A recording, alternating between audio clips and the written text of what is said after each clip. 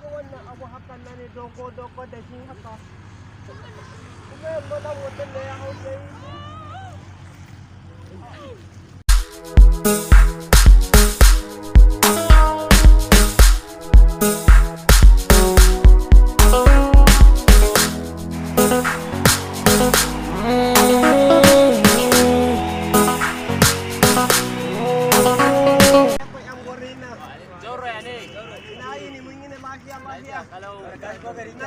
naga wani abu dogo da shi haka katoto da shi wannan service kenan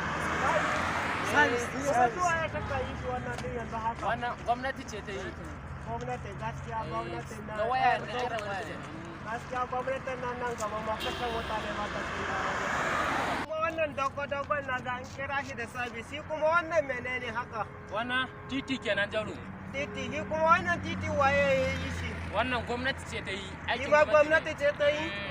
gaskiya gwamnatin nan ba kwai sha wata yi asarar da dawa da yawa amma ana